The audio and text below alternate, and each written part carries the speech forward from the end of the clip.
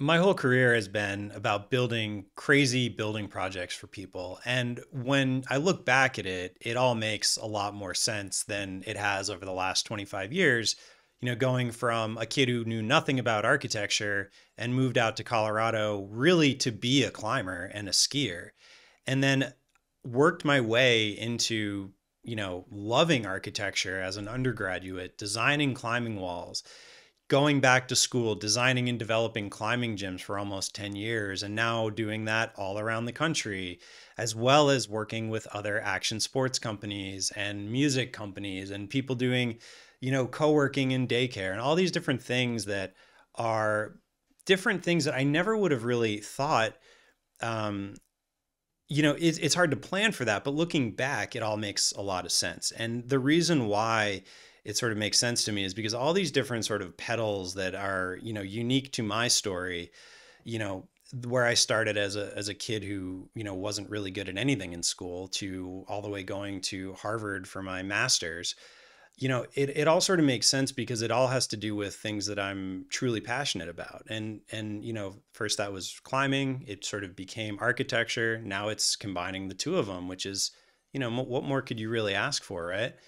And that's why I'm so happy to be doing it and so happy to be sharing it. And that's what these videos are, is these are really just me trying to share and help people understand at least the way I look at things. So hopefully it can help you when you're with your projects. Again, whether you're someone who's new or someone who already owns a company, these are just different ways of looking at different problems.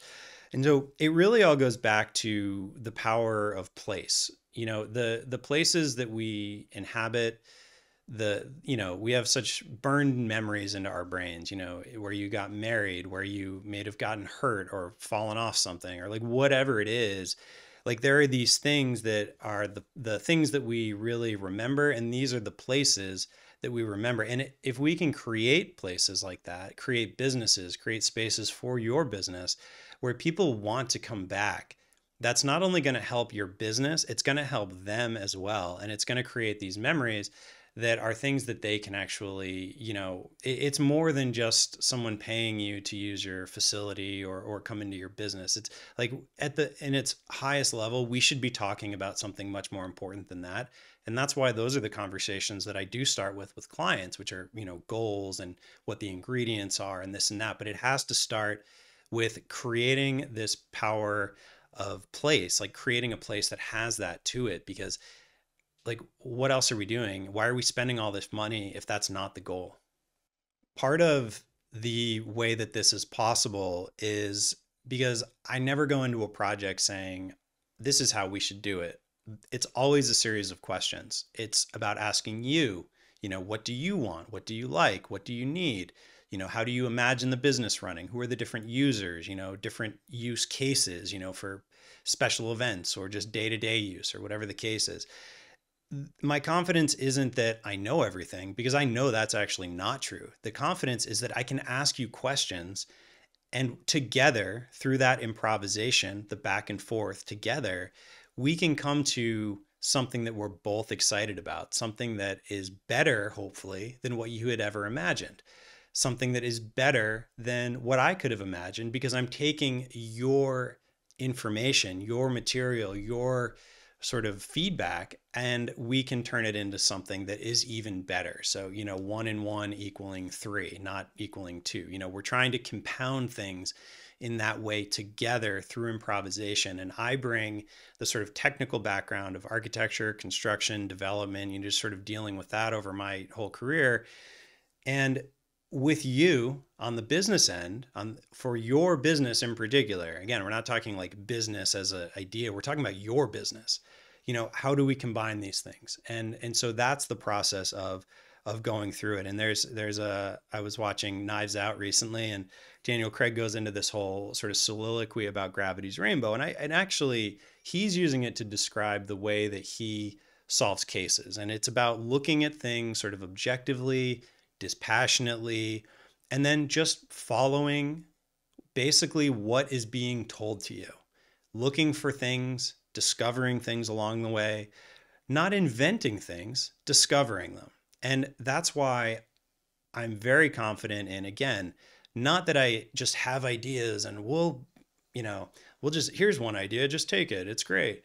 It's not that. It's a back and forth. It's an improvisation because over the course of time, and this is why we set out a framework to like really actually go through it, is we build time into the schedule to do this because it's so important to uncover those things so that as we're having these conversations, we can make the connections. Our brains can synthesize what's going on in ways that maybe we didn't even predict, didn't foresee, didn't know ahead of time.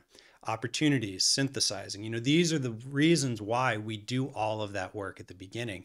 And that is what creates the unique project, not somebody who's claiming to be a genius and just can draw something that looks pretty. There's a lot of people who can do that, but my concern is you. What do you want?